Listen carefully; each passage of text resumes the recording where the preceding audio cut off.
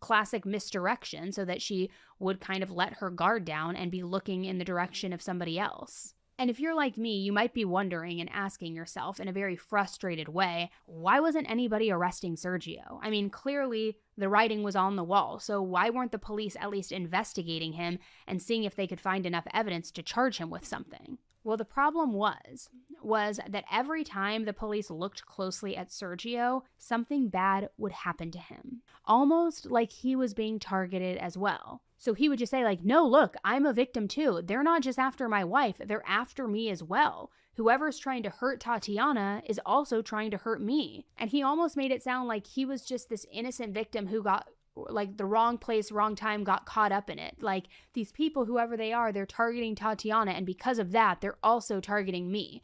Not as though like it would be somebody targeting both of them for a business venture or something like that. More that he was just like, an innocent casualty in all of it. And let me just give you an example of one of those instances. So back in 2022, his BMW had been vandalized. Then the next year, in September of 2023, his BMW was damaged again.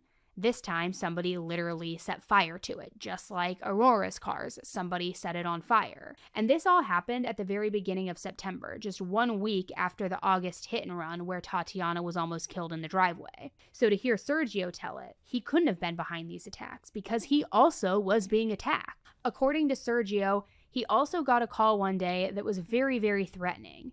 He didn't recognize the caller's voice, but he said that they had a Colombian accent and that they said, "You better settle with your wife. We can't afford to be in a lawsuit." Then, not long afterward, a car drove by Sergio's home and shot at it. Nobody was hurt, luckily, but it really seemed like he was a victim too, that he was being targeted as well. Now, eventually, Sergio apparently just got sick of waiting for Baron and his team of misfits to try to finish the job. He had hired them to kill Tatiana, yet his wife was still alive. And once it became clear to him that Baron and the others weren't going to cut it, they weren't smart enough, they weren't smooth enough, whatever the reason was, he reportedly hired someone much more dangerous to pull off the job. At some time in the past, Sergio had needed some roofing work done, and one of those roofers that he had worked with was a man named Fausto Villar. And Fausto was already a convicted felon at that time.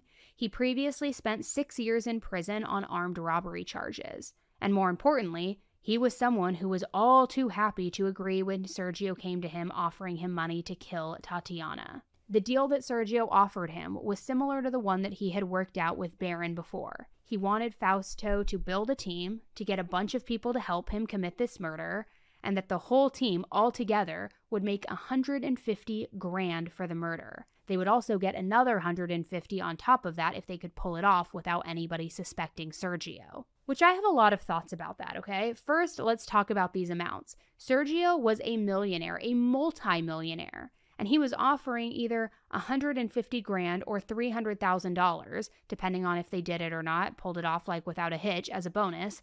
And I don't think that there would ever be any amount that would make it okay for somebody to kill somebody. But I also gotta say, in the grand scheme of things, that feels incredibly low compared to his net worth to be offering to pay somebody, right?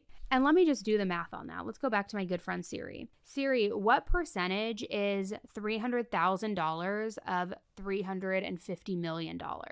It's approximately 9 cents. No, percent. What? I didn't get that. Could you try again? Siri, what is the percentage of $300,000 of $350 million? I found this on the web. Okay.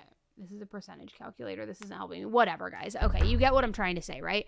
It's a minuscule amount in comparison, especially when you break it down and figure out that each person involved in this team would get something like $30,000 or $60,000 for the murder. Again, not that any amount makes it right, but I would just think that it would probably be more money than that. And let's also talk about that bonus. They would only get that bonus if the murder wasn't linked to Sergio, meaning he would have been okay getting caught with the murder and that he just would have only paid $150,000 instead of $300,000, which makes no sense to me.